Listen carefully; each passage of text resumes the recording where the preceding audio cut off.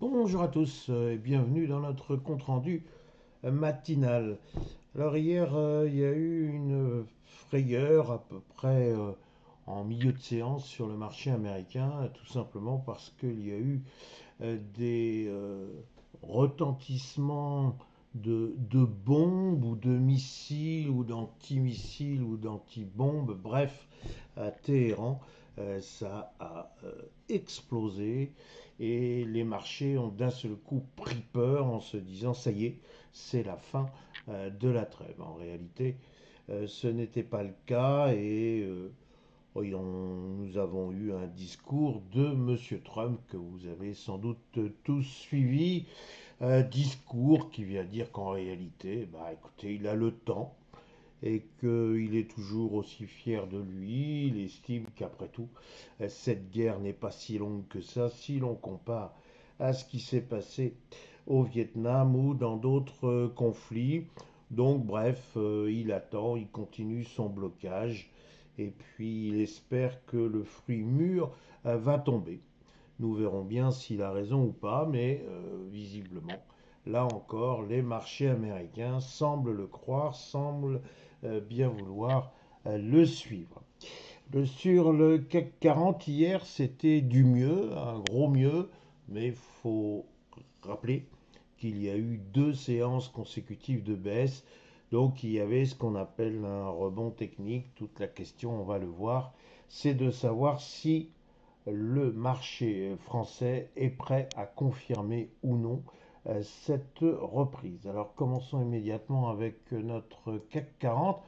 CAC 40, bah évidemment, j'ai titré reprise à confirmer. Pourquoi reprise à confirmer? Parce que, je rappelle, nous avons cassé la résistance des 8275 points et je vous avais expliqué que c'était graphiquement un peu perturbant car ça pouvait donner des ailes aux vendeurs, lesquels ont pour objectif au moins deux gaps principaux, un dans la zone des 8000 points, éventuellement si les choses se passaient beaucoup moins bien, un autre en deçà des 8000 points et plutôt dans la zone des 7800 points. Donc effectivement, hier nous avons eu une belle journée de reprise. Cette journée de reprise, eh bien, elle était essentiellement motivée par les résultats de L'Oréal. C'était la très très belle surprise de la journée avec un gain pour cette valeur de près de 9%. C'était beaucoup, ça a attiré le CAC. Alors, maintenant, aujourd'hui, est-ce que nous allons pouvoir réintégrer les 8275 points?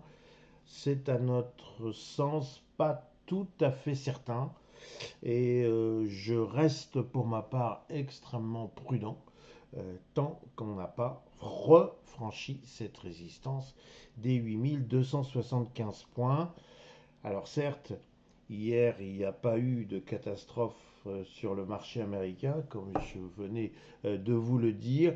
Il n'en demeure pas moins que ces derniers restent très très hauts et que l'intelligence artificielle, qui manifestement veut mettre un espèce de linceul au-dessus d'Ormuz, est-ce que ce linceul, au bout d'un moment, ne va pas devenir quand même un peu transparent et laisser réapparaître une grosse difficulté, à savoir un blocage de ce fameux détroit, un blocage avec des conséquences mondiales, et plus ça va perdurer, et plus les conséquences mondiales seront éventuellement catastrophiques, car encore une fois, lorsque l'on va réouvrir le détroit d'Ormuz, car il va bien y avoir un moment, on va le réouvrir, il n'en demeure pas moins qu'il va y avoir beaucoup de retard pour tout remettre en ordre. Et effectivement, on risque de subir les conséquences de cette guerre pendant de longs mois. Et ça va finir quand même par peser sur le moral des investisseurs américains. Alors regardons justement ce qui s'est passé sur le marché américain. Si j'y arrive, voilà. Donc marché américain que vous pouvez voir ici.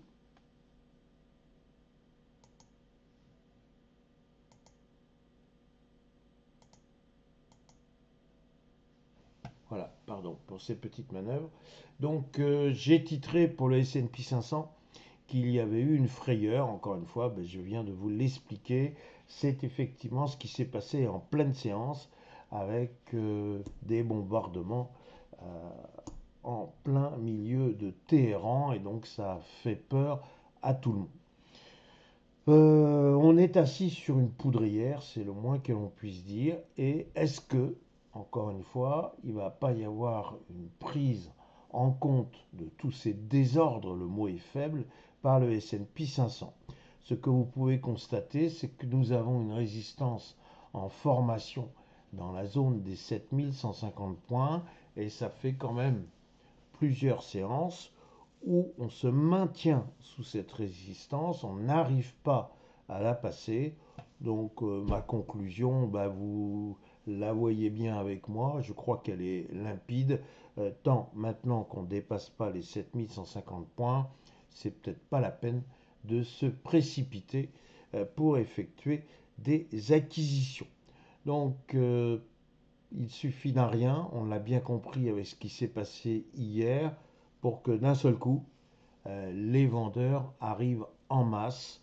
Donc ceci m'incite d'autant plus à vous conseiller de la prudence. Alors pour l'instant, nous naviguons entre 7000 et 7150 points. On ne devient véritablement haussier désormais que s'il y a débordement franc des 7150 points. Je vous rappelle, et j'en termine par là, que nous sommes vendredi et que qui dit vendredi dit veille d'un week-end. Vous voyez que monsieur Lapalisse met d'un grand secours. Et vous savez maintenant, c'est une jurisprudence constante. Tous les week-ends, généralement, il se passe quelque chose. Et donc, on risque de se retrouver le lundi matin avec des événements qu'on n'avait pas du tout prévus. Donc, il faut après courir pour essayer de comprendre dans quel sens il faut aller. Donc, le mieux, c'est de rester absolument et le plus possible liquide avant avant le début du week-end, ou à tout le moins essayer de prendre des produits de couverture pour éviter encore une fois des réveils douloureux le lundi matin. Voilà mes réflexions du jour. Il me reste à vous souhaiter une excellente journée, très ensoleillée, on se dirait quasiment en été. Il paraît que ça va se poursuivre sur toute la France samedi et dimanche. Écoutez, il n'y a plus qu'à en profiter. Voilà, à lundi.